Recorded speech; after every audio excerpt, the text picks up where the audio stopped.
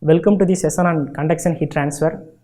Myself Subramanian, Assistant Professor from Department of Mechanical Engineering, Bandaraman Institute of Technology.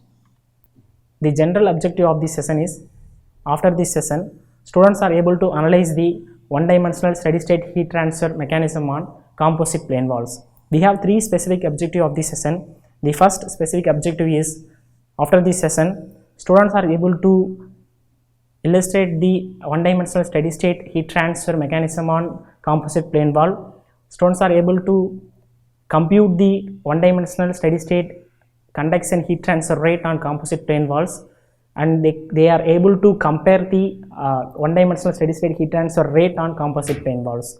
For this session, we have three prerequisite knowledge. First one is about students must have some idea about law of energy conversion, where energy can either be greater or destroyed. We can just transform the energy from one form to another form. And second one is about students must know the difference between the temperature and heat. Hope in previous class we are discussing about this difference between the temperature and heat, where temperature is average kinetic energy of molecules. The second prerequisite knowledge is students must know the difference between temperature and heat. Third one is about students must know the basic conduction heat transfer. So by seeing this image itself, you can understand that this is our topic, and we are going to discuss about how the one-dimensional steady-state heat transfer is taking place in these composite plane walls. In previous class, we are discussing about one-dimensional steady-state heat transfer in a single plane wall. We don't have any composite there, but in this case we have six material, right? So one is having different thermal conductivity, and second one, third one, fourth and fifth and sixth, these things are having different thermal conductivity. So in today's class we are going to discuss about how can we find out the heat transfer rate in this composite plane wall, because since each and every material is having different thermal conductivity. So this is our topic. So for example, if heat is transferred in this surface, finally we are having, you see, so conduction is taking place in this surface, similarly conduction is happening here. So finally heat is rejected here. So heat is supplied here and heat is rejected here. So today class we are going to find out how much amount of heat is transferred from this surface to this surface, and how the temperature distribution is happening all over these surfaces. So in previous class already we have discussed about this Fourier's law of heat conduction, where the great legend Fourier, he had suggested a equation which is called Fourier law of heat conduction. So already you see here, heat is supplied here, and we want to reject the same heat here. So if you are assuming this as a homogeneous material, I'm not talking about a composite, this is, let us assume this is a homogeneous material where the thermal conductivity is uniform all over the direction. So if K is constant, K is not varying, K is constant, thermal conductivity, watt per meter Kelvin, this is constant, means we can easily use this equation, Fourier law of heat conduction, minus Ka dt by dx, where K is nothing but thermal conductivity, where A is nothing but the cross section area, and dt is nothing but temperature difference, T1 minus T2. So we can easily use this equation and we can find the value of heat conduction through the wall. So this is what we have discussed in previous class. We can easily find out the one-dimensional steady-state conduction heat transfer rate when this is a homogeneous plane wall. Since we are having a new concept which is called thermal resistance, similar to our electric resistance, we have Ohm's law, right? So if we know that V equal to IR, the amount of current which is flowing through the conductor is depend on this electrical resistance. Similar to that concept, we have thermal resistance here.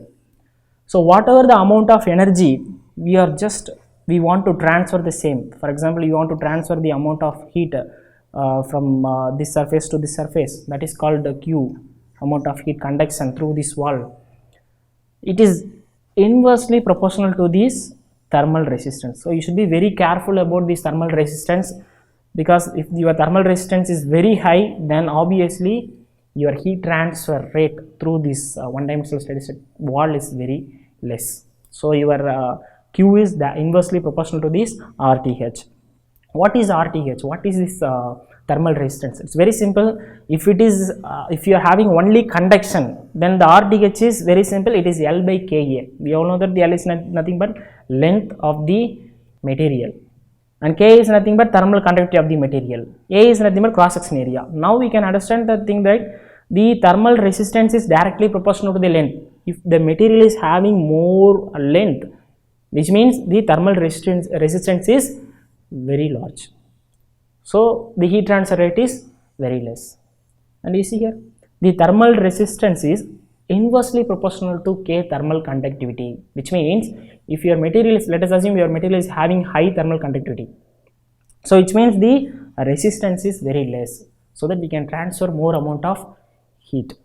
So the heat transfer is directly proportional to the thermal conductivity. Your thermal resistance is are inversely proportional to this thermal conductivity.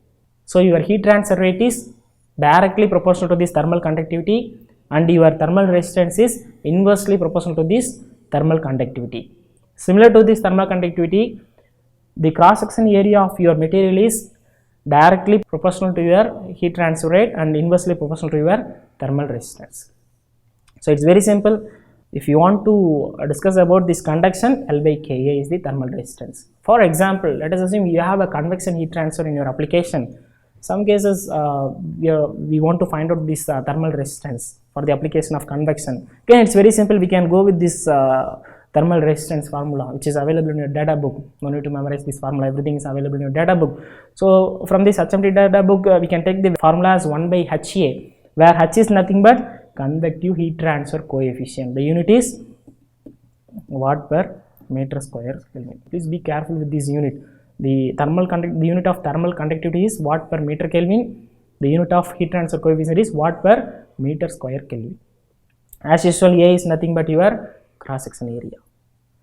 So now we are able to find out what is the one dimensional steady state heat transfer rate across this plane wall.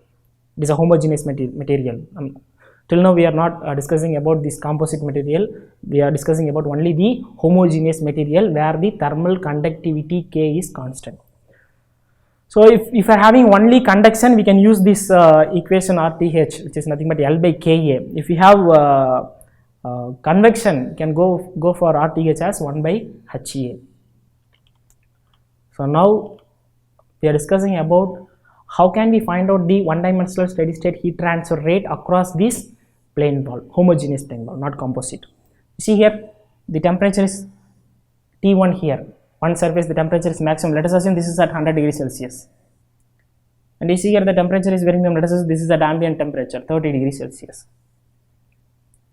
Now you see, we know the concept of heat transfer. Heat always flow from high temperature to low temperature. So let us assume this is a homogeneous material where the K is constant. Approximately, let us assume it is 100 watt per meter Kelvin. So we are able to see that there is a slope. We are getting a slope, right? So this slope is given by Fourier law of heat conduction. He said that the amount of energy which is absorbed by this material to the adjacent material is gradually decreasing. So this forms a negative slope. That is why we having this minus sign, right? Hope you can remember this thing. This is Fourier law of heat conduction. You see, this minus indicates that this negative slope. We are getting negative slope. We are not getting a horizontal line here. We are not getting a positive slope. We are getting a negative slope. This is what Fourier suggested. That the reason is that due to this thermal conductivity, and to understand the concept, you have to recall this term internal energy. Each and every molecule is vibrating. So that is called internal energy. So expansion is called temperature. Average kinetic energy of molecules is called temperature. So we are getting an positive slope here. For example, if you are, let us assume we are drawing a network diagram for this. So we are converting all those things into electrical analogy. So I'm just considering this thermal resistance. This is thermal resistance. You see here we have only conduction. Already we discussed.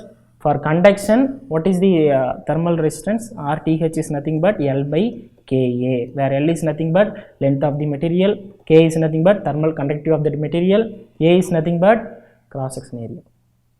Now you see, for example, if you want to write the thermal resistance, you can draw a diagram like this, electrical analogy diagram. So you see here, so here we have L by Ka, which is nothing but thermal resistance for conductivity. So once you know this RTH, you can easily find out the value of Q. Q is nothing but del T by R or dt by R. What is dt or del T? T1 minus T2. Higher the temperature minus lower the temperature divided by RTH. See, how can you find out RTH? From here we can be able to easily find out the RTH. So here we are we are able to find out this RTH. RTH is nothing but L by Ka. So in this way you can easily find out the one dimensional steady state heat transfer rate in homogeneous plane wall. Suppose for the same application, let us assume you are having a convection. You are passing a hot air at one surface and you are passing a cold air at another surface. What will happen in this condition? Since already we are discussing about this R, right, R thermal resistance.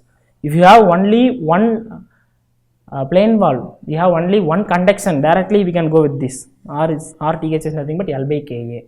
But in this application, we are having convective heat transfer at inner the surface and convective heat transfer at outer the surface. Just like the typical application is your boiler wall. Don't imagine that boiler is nothing but it's similar to your tea shop boiler. Boiler is just like your room structure, where we have four sides. We have a wall. In that we have straight tubes are there. So at bottom we are just passing the water, and at top we are collecting the steam. Let us assume we are just design and we are analyzing this wall, where inside we are having the flue gas. At bottom we are just burning the coal, where we are having hot flue gases. So these gases are having some convective heat transfer coefficient, and these gases are at typical temperature. Let us assume these gases are around 700 degrees Celsius, and this H value is nothing but, let us assume it is 1000 watt per meter square Kelvin. This value is very much maximum if it is a forced convection. The value is very much minimum for free convection. We will discuss about the same in your second unit. Come to the point. Outer the wall, let us assume we have an ambient air. The temperature is typically around 30 degrees Celsius, and we have only wind, right, out of the surface. So maybe the velocity is typically around 2.5 to 5 meter per second, where the value is approximately 15 watt per meter square Kelvin, just 15. So now hope you are able to recall the previous discussion, where we have only conduction. Now in this case we have conduction and two convections. So one is that front side, another thing is that back side. Very simple. We can find out this RTH. We have three thermal resistance here. One is for convection. So this air is having some convection thermal resistance, that is to be included. Second thing is for conduction. So this is 1 by HA. Second one is for conduction. This is L by Ka.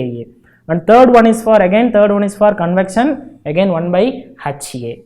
Here the H is H1, 1000 watt per meter square Kelvin. Second one, this is about length of the material, and K is nothing but thermal conductivity of the material. So this is for conduction. Third one, similar to your front convection, you have convection at your back side, where this H2 is nothing but 15 watt per meter square Kelvin. In problem they will mention these values and all. Practically you will get all these values. The only thing is you should know how to calculate the overall thermal resistance. How to calculate this overall thermal resistance is very simple. R1 plus R2 plus R3. What is R1? Here we have only convection, so 1 by HA. What is R2? We have conduction here, 1, 2, so L by Ka. What is R3? Again we have convection, 1 by HA. Since we have two convections, so I am just mentioning 1, and here I can mention 2. This is L1 by K1E1. So this is L1. You can easily find out the length, and K is nothing but thermal conductivity of the material. Now you can understand the concept, right? If you have convections, heat transfer plus conduction in a homogeneous plane wall, we can easily find out the overall thermal resistance for that heat transfer mechanism. So this is how we can compute the equation for finding the thermal resistance in a typical application where we have conduction as well as convection, right? So if you know the R value, we can easily calculate the Q, right? How can you find out the value of Q? Q is nothing but del T by R, where del T is nothing but overall temperature difference. Okay, the overall temperature difference is T1 minus T4, not actually T2 minus T3. The overall temperature difference is T1 minus T4. These two things are very important. So we are just mentioning T1 minus T4, overall temperature difference. Overall higher the temperature, overall minus overall the lowest temperature. So highest temperature minus lowest temperature divided by RTH. What is RTH? So after finding this value by placing this concept, we can find out some value here, that is RTH. So finally we are able to find out the amount of heat transferred in this one-dimensional steady state plane wall with conduction as well as convection. Next very important topic is about composite plane wall. You see here, this is composite plane wall. We have two material. This is not homogeneous. This one is having different thermal conductivity and this one is having different thermal conductivity, and length is also getting differed. All the practical in all the practical application, we having valves like this. We have only composite valves. We don't have any plane valve in different applications. Only simple applications will have these plane valves, homogeneous conduction valves. Most of the practical applications, as a thermal engineer, we need to focus on this composite plane valve. For example, you are just if you are working in an agriculture products where you are working in an agro products handling unit. Some cases you want to heat the product, or some cases you want to prevent the product from heating. So you have to go for insulation. So people always prefer this composite plane valve for effective insulation. That is our topic. We are going to discuss about how the amount of heat is transferring from one phase to another phase, and how this one-dimensional steady state heat transfer is happening in composite plane valves. You see, initially the temperature of this surface is T1, very much higher, and let us assume you are passing the heat energy. So what happened? The temperature is slightly less than the T1, right? So heat is just flowing, and again the heat is just flowing to the another surface of the object. So the heat transfer is happening in the mode of conduction. Now the question is that how can I find out this value? We know that formula Q equal del T by R, overall temperature difference divided by your thermal resistance. What is overall temperature difference? It is not T2 minus T3, it is not T1 minus T2, T1 minus T3 divided by overall RTH. What is overall RTH? Now we listen carefully. We have two thermal resistance. This is RTH1 and this is RTH2, or RT1 or R1 or R2. We have two resistance. These two resistance are in series. Now we can remember the concept which we have studied in your electrical subjects or physics and all. We have studied this resistance concept. If two resistors connected in series, how the equivalent resistance has been calculated? It's very simple, R1 plus R2. If they are in parallel, 1 by R plus 1 by RT total is nothing but 1 by RT1 plus 1 by RT2. So it's very simple. These two things are in parallel series connection, not in parallel connection. It is in series connection. So easily we can find out this value. RTH is nothing but R1 plus R2. Now how to find this R1 R2? Well, we have to find out whether this is a conduction or convection. We know that inside the material the heat transfer is happening. So due to the physical contact, the heat transfer mechanism is happening because of atomic vibration. So simply we can tell this as a conduction, and this also conduction.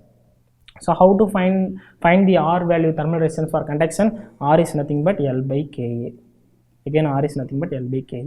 Since we have two material here, this is not a homogeneous material, this is a heterogeneous materials. We have two different materials, right? So this is L1, K1, L2, K2. I'm not mentioning A1, A2. The reason is that area is same. If you want, you can mention A1, A2 if you have different configuration in your area. So it's very simple.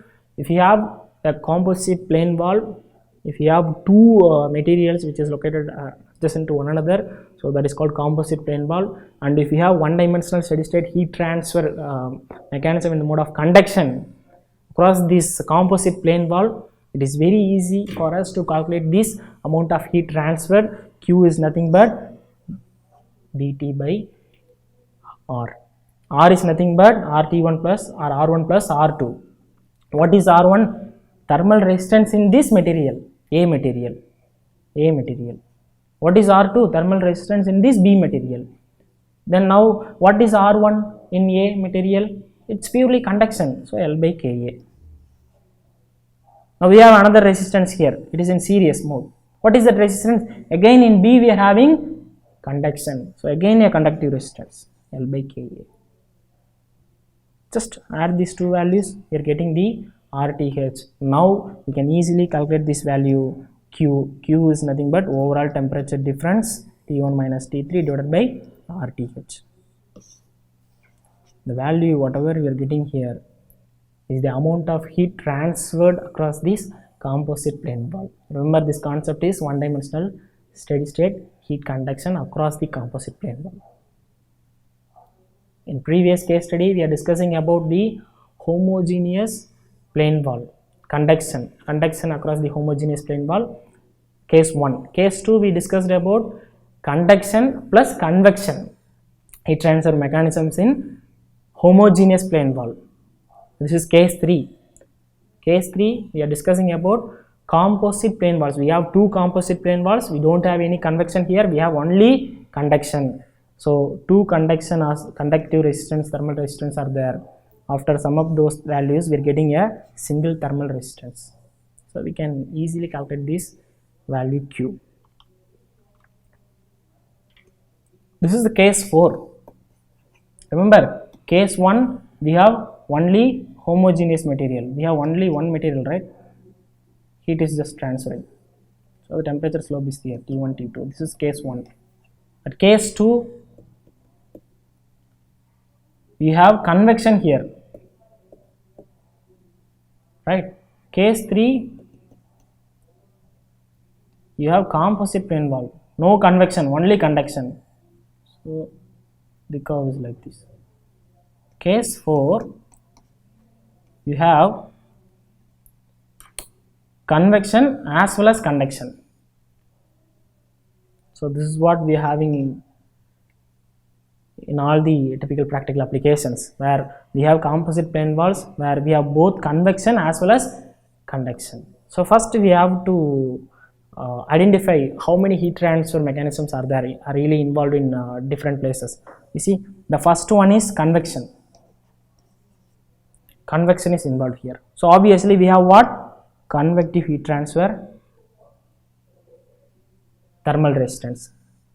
Second one is about, here we have conduction. So second one is about conductive thermal resistance. And third one again we have conductive resistance. Last final we have again convection. So we have 4 thermal resistance. One is about, you see here we have convection. For convection we have to go for 1 by HA. Second thing, here we have conduction. For conduction L by Ka. Again we have material, inside the material we are having heat transfer. So this is called conduction. Again conduction L by Ka. Finally we have convection 1 by HA. So we have 4 heat transfer mechanism. They are all in series, right? 1 convection, 2 conduction, 3 conduction, 4 convection. All the 3 heat transfer mechanisms are in series in connection. So thermal resistance is for finding the thermal resistance is very easy. We can draw the electrical analogy like this: R1 plus R2 series. So just sum up R4, that's all. Now tell me, how can you find out this RTH overall? Very simple: R1 plus R2 plus R3 plus R4. So we'll get the value. Now easily we can calculate this value Q. Q is nothing but dt by RTH. What is dt? Overall temperature difference T1 T5. So T1 minus T5 divided by RTH. So easily we can get the value for one-dimensional steady-state heat transfer across composite plane walls with convection and conduction. This is the fourth case study. Next, let us assume instead of 2 we are having 3 composite plane walls. Here we don't have any convection here, we have only conduction. No convection is here. It's very easy, right? No need to go for 1 by HA, 1 by HA. We have only conduction here. So conduction 1, conduction 2, conduction 3. So thermal resistance for 1, conductive resistance, thermal conductive resistance for 2, thermal conductive resistance for R3. How can we find out this thermal conductive resistance? Very simple, L by Ka. So for R1, L by Ka. For R2, again L by Ka.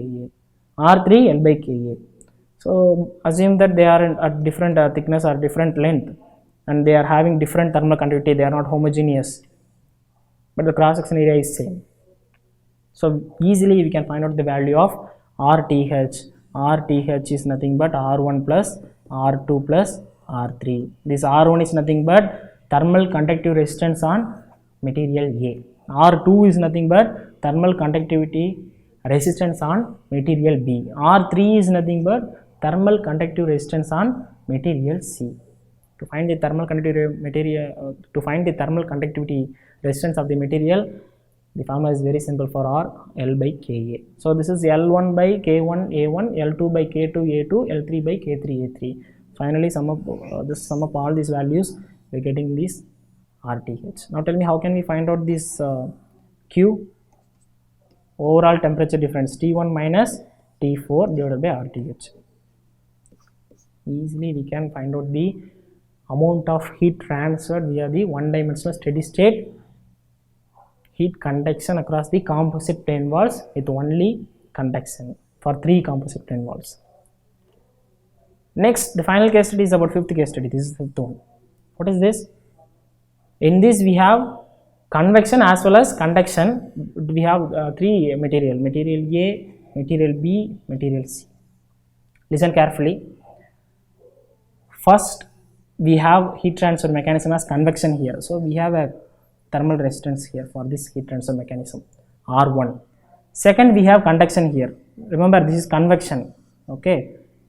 And second, we have a heat transfer here. This is conduction, okay? This is conduction. Again, we have another conduction. So this is R3. It is purely depend on the conduction.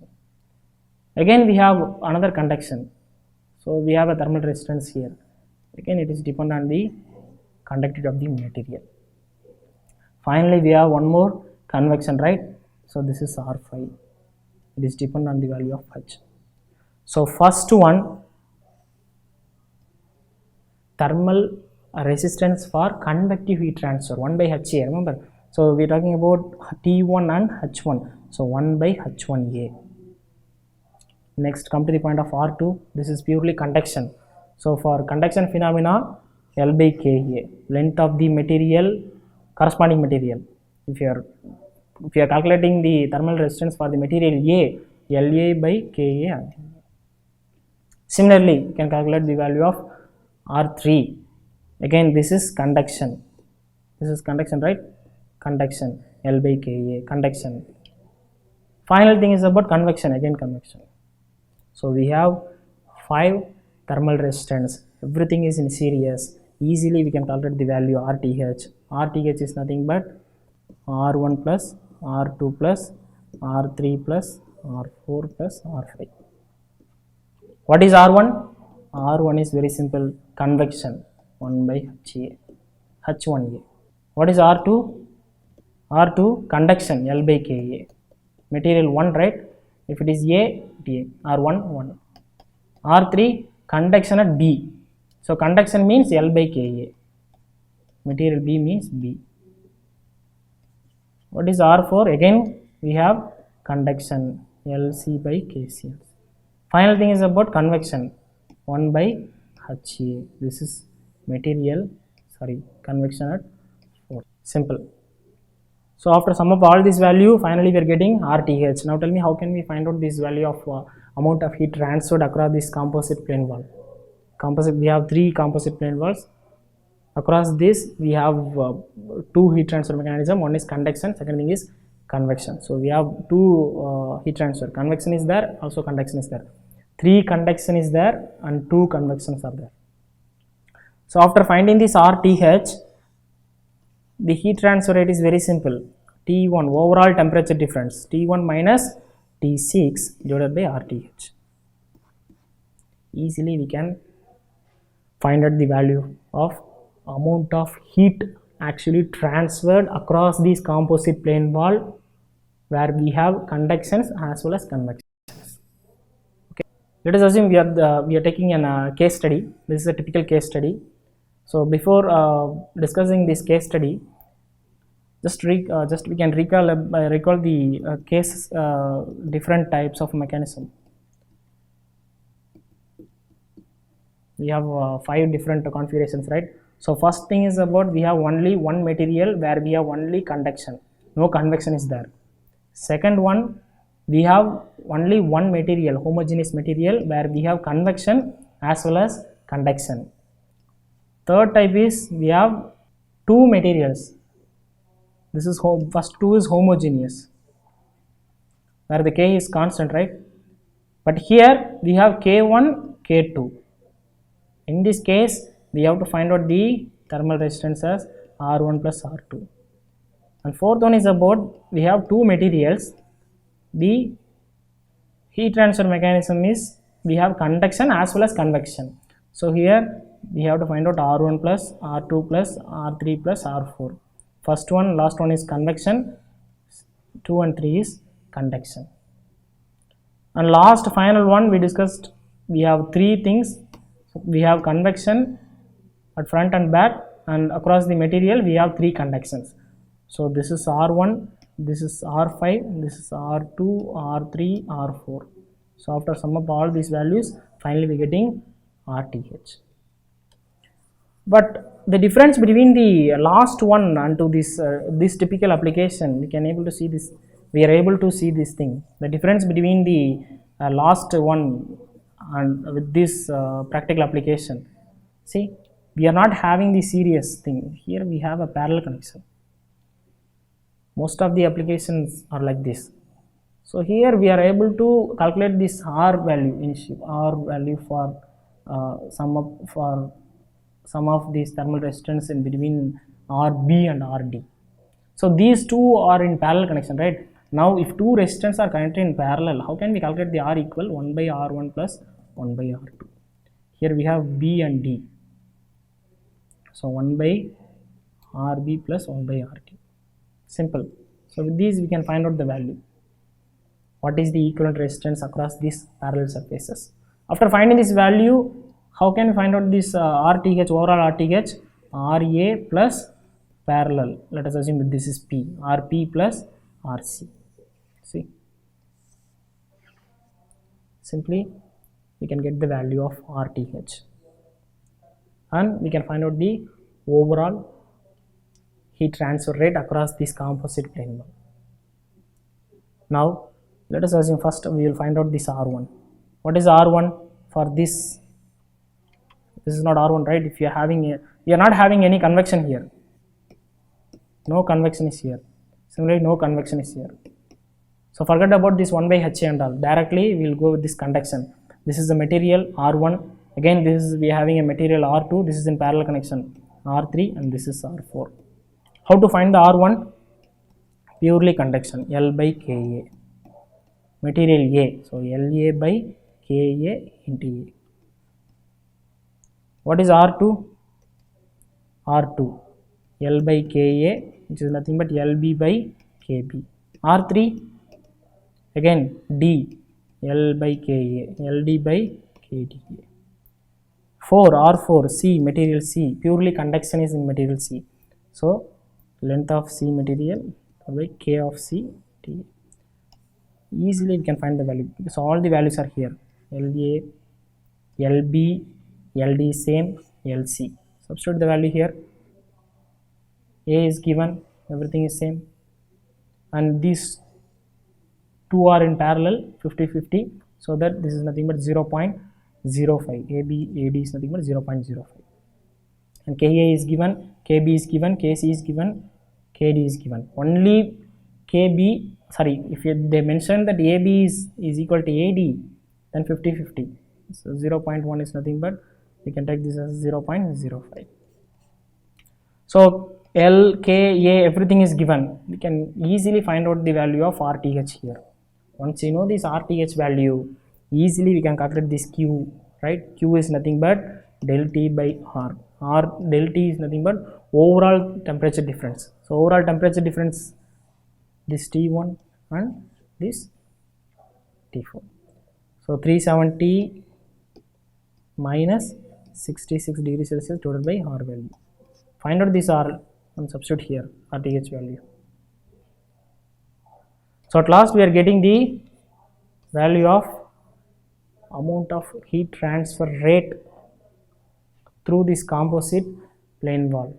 This is happening in one-dimensional steady-state heat transfer across this composite plane wall. Just we can recall about the topics which are discussed in today's class. First we discussed about heat transfer mechanism in a single plane wall.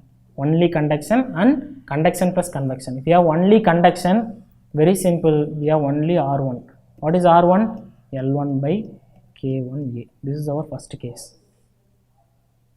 Only one material, which is homogeneous material, single wall heat transfer, one-dimensional steady-state heat transfer through single plane wall. Second one is about one-dimensional steady-state heat transfer in single plane wall with convection. Let us assume we have convection here. So what you will do? This is not R1, right? This is R1. R1 plus R2 plus R3. What is R1? 1 by HA. What is R3? Again 1 by HA. So this is H1, convective heat transfer of that fluid which is flowing inside the wall. And this is H3, convective heat transfer coefficient of the fluid which is flowing outside the wall. So 1 by HA, 1 by HA. You can easily calculate R1, R2, R3. Finally, we are able to calculate the amount of heat which is flowing through this composite plane wall. The amount of heat which is flowing through the single plane wall with convection and conduction. Third one is about composite plane wall. Remember, we discussed about composite plane wall. Two different material are there. Only conduction, no convection is here. So R1, R2. R1 is conduction thermal resistance for R1. R2 is conductive thermal resistance in second material, first material and second material. So RTH is nothing but R1 plus R2 because they are in series. So easily we can calculate this value RTH, and once you know this RTH, we are able to calculate this value of Q. Q is nothing but del T by R. If you have composite plane wall with convection, so this is the composite plane wall where we have convection here. So material 1, material 2, we have convection here. So how can we find the value of this composite plane wall with convection? Very simple. Assume this as R1. We have thermal resistance for convection, and R2 conductive resistance at material 1, R3 conductive heat transfer resistance for second material. Finally R4 again convective heat transfer resistance for R4. So they are in series. Just write R1 plus R2 plus R3 plus R4. After finding this value, we are able to easily find out the value of amount of heat which is transferred across this composite plane wall with conduction as well as convection.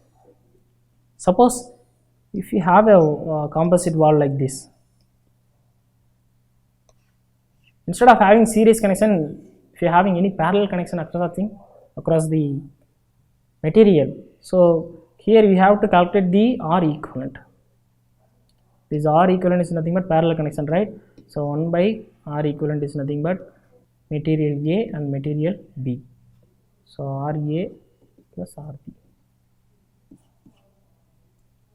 After that, this is R1, and the equivalent whatever value you are finding here, it is considered as R2, and you should have the value R3. So R1 plus R2 plus R3. Now you know the overall thermal resistance of the composite plane wall with conduction and parallel materials. For parallel materials, assume maybe you have a convection here.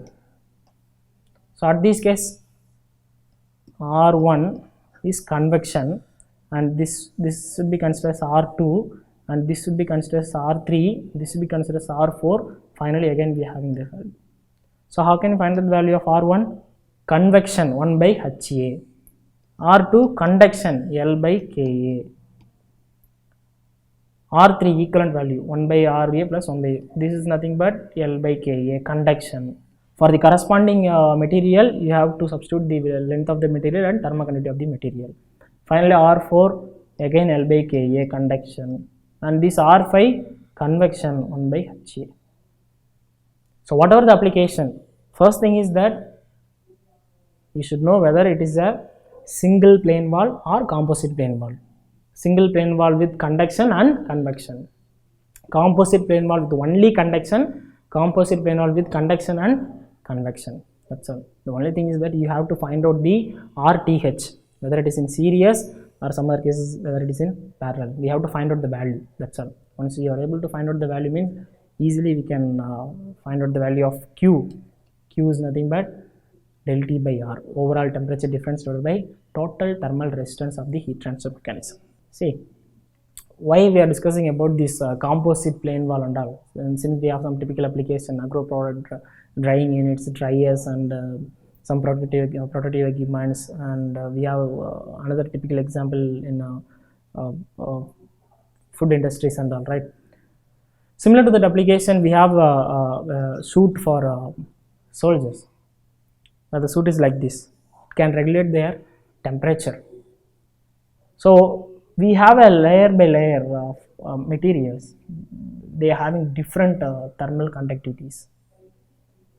Once you are able to find out the heat transfer, and if you are as much as possible, if you are able to reduce the heat is transferred through this layer by layer composite material, then this the temperature which is absorbed or liberated from this soldier is reduced as much as possible.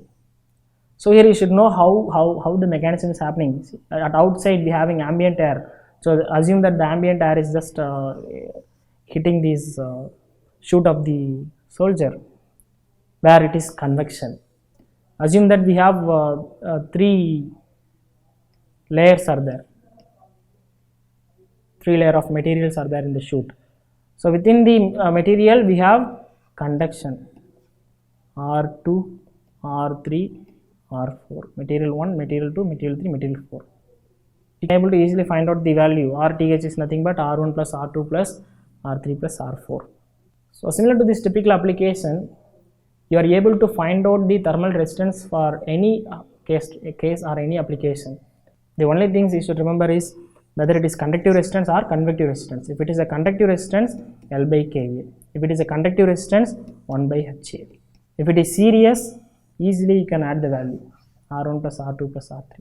If it is parallel, 1 by R is nothing but 1 by R1 plus 1 by R2. So that's all about this one-dimensional steady-state heat transfer conduction mechanism across these single plane wall and composite plane walls with conduction with the convection. If you have any doubt, we can discuss about the same in next class. Thank you. Thank you all. You all stay safe.